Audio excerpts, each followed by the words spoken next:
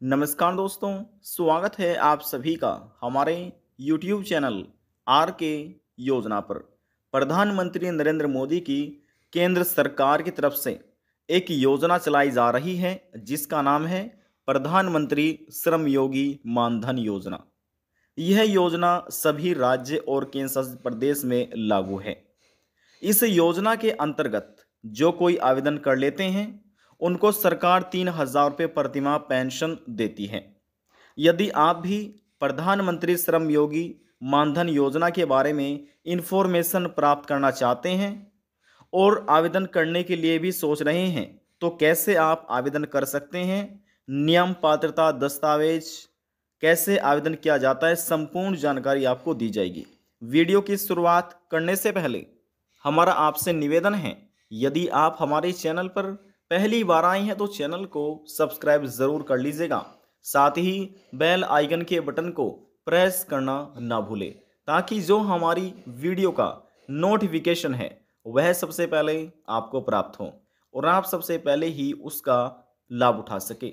चलिए वीडियो का शुरुआत कर लेते हैं और ऐसे आप अपना रजिस्ट्रेशन करें, उसकी जानकारी आपको दे। सबसे पहले बैकग्राउंड वॉइस के लिए हम आपसे माफ़ी चाहेंगे। देखिए यहाँ पर लिखा है श्रम एवं रोजगार मंत्रालय, भारत सरकार। श्रम एवं रोजगार मंत्रालय, ये हमारे पास एक पीडीएफ है। आप कैसे आवेदन करेंगे ये सभी जानकारी यहाँ पर हम आपको ऑनलाइन प्रोवाइड कराने जा रहे हैं।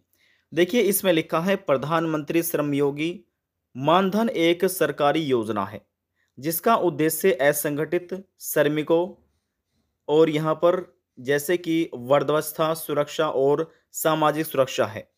असंगठित कामगार ज़्यादातर घर से काम करने वाले जैसे कि रेहड़ी पटरी वाले, मिड डे मील कामगार, सिर पर बोझा ढोने वाले, ईंट भट्टा कामगार, मोची, कूड़ा बीनने वाले, घरेलू कामगार, धोबी, रिक्शा चालक, भूमिहीन मजदूर, खुद का खाता रखने वाले, कृषि कामगार, निर्माण कामगार, बीड़ी कामगार, देखिए हथकरघा कामगार, चमड़ा कामगार और ऑडियो विजुअल, माफ़ कीजिएगा, ऑडियो विजुअल कामगार या इसी तरह के दूसरे कामों में लगे हुए हैं।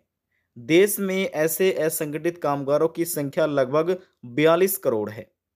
यह एक स्वैच्छिक और अंशदायी पेंशन योजना है जिसके तहत लाभार्थी को 60 वर्ष की आयु प्राप्त करने के बाद प्रति माह 3,000 रुपये की न्यूनतम सुनिश्चित पेंशन मिलेगी। यदि लाभार्थी की मृत्यु हो जाती है तो लाभार्थी के पति या पत्नी को पारिवारिक पेंशन के रूप में पेंशन का 50% प्राप्त करने का अधिकार होगा। पारिवारिक पेंशन केवल पति या पत्नी को ही लागू होती है।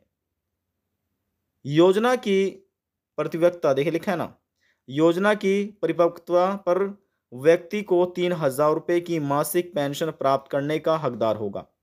पेंशन राशि पेंशन धारकों को उनकी वित्तीय आवश्यकताओं को पूरा करने में मदद करती है। यह योजना असंगठित क्षेत्र के श्रमिकों के एक श्रद्धांजलि है जो देश के सकल घरेलू उत्पाद जीडीपी में लगभग 50% का योगदान करते हैं। 18 से 40 वर्ष की आयु के आवेदकों को 60 वर्ष की आयु प्राप्त करने तक 55 से 200 रुपये प्रति माह का मासिक अंशदान करना होगा। देखिए एक बार फिर से यहाँ पर हम आपको बताते हैं। इसमें लिखा है 18 से 40 वर्ष की आयु के आवेदकों को 60 वर्ष की आयु प्राप्त करने तक 55 रुपये से लगाकर 200 रुपये तक की प्रति माह मासिक अंशदान करना होगा। यानी कि ये एक ऐसी पेंशन स्कीम है जिसमें आपको 55 रुपये से लगाकर 200 रुपये तक जो भी आप देना चाहते हैं प्रति माह, ये आपको अंशदान करना होता है। यानी कि आपके बैंक खाते से यदि आप चाहते हैं कि 60 रुपये कटे प्रति माह तो 60 रुपये कटेंगे। यदि आप चाहते हैं कि प्रति माह हमारे बैंक खाते से 100 रुपये कटे तो 100 रुपये काटे जाएंगे। यानी कि इस स्कीम में पहले आपको निवेश करना होता है जिसमें बताया गया 55 रुपये से लगाकर 200 रुपये तक के बीच में आप कितना भी निवेश कर सकते हैं। यदि 200 रुपये करना चाहते हैं तो 200 रुपये भी आप इसको करवा सकते हैं। सबसे पहले 60 वर्ष की आयु प्राप्त करने तक आपके बैंक खाते से ये यहाँ से इतना प्रतिमाह जो धनराशि है वह काटी जाएगी। और इसके बाद जैसे आप 60 वर्ष प्राप्त कर लेते हैं तो आपको फिर 3,000 रुपये प्रतिमाह पेंशन के दिए जाएंगे। समझ रहे हैं ना। इसमें आगे बताया गया है, आवेदक की आयु 60 वर्ष हो जाने पर वह पेंशन राशि का दावा कर सकता है।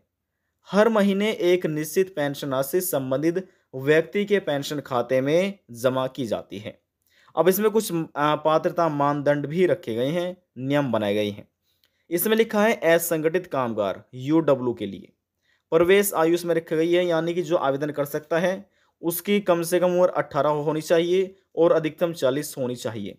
यदि 40 से ज़्यादा है तो वे आवेदन नहीं कर सकेंगे और 18 से कम है फिर भी वे अप्लाई नहीं कर सकेंगे।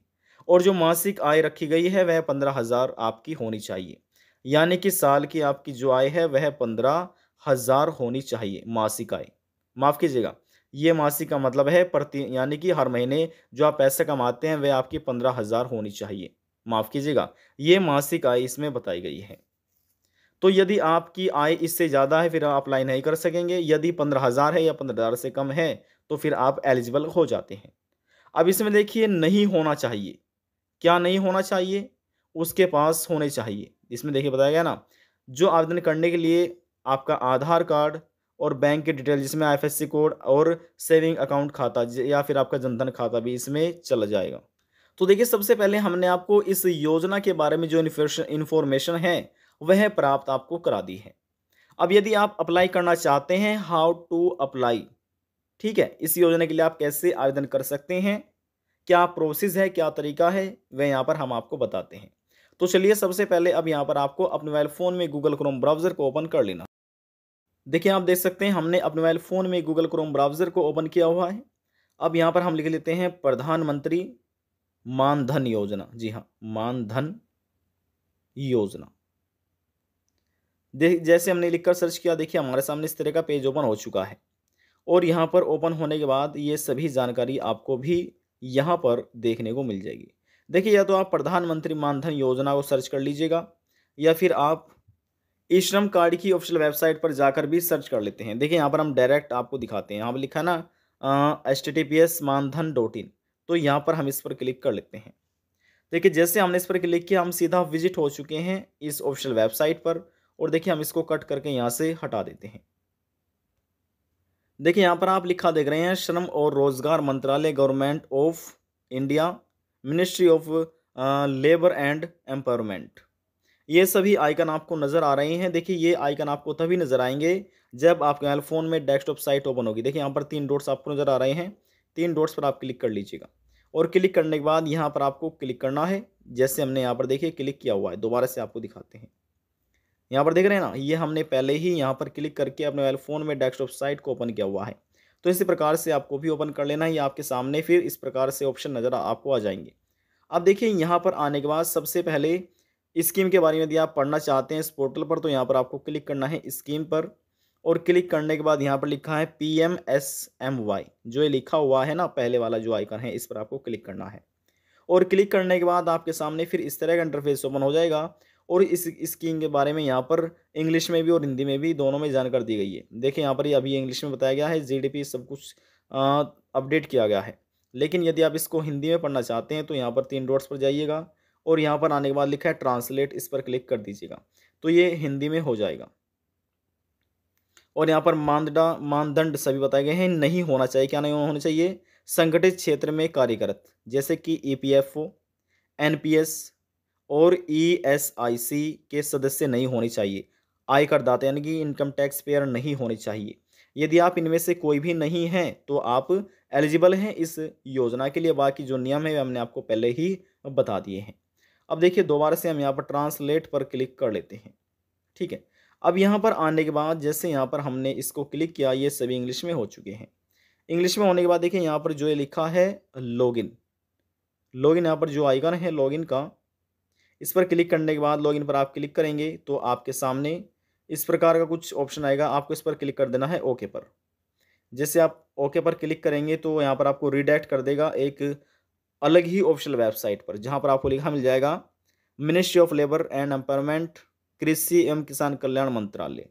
देखिए यदि आप यहाँ पर क्लिक करेंगे तो यह सेल्फ एनरोलमेंट यानी कि आप ओटीपी के माध्यम से स्वयं अप्लाई कर सकते हैं इस योजना का लाभ लेने के लिए, या फिर आप नज़दीकी सीएससी सेंटर पर जाकर वहाँ पर भी इस पोर्टल से ऑनलाइन आवेदन करा सकते हैं, ऑनलाइन अप्लाई कर सकते हैं।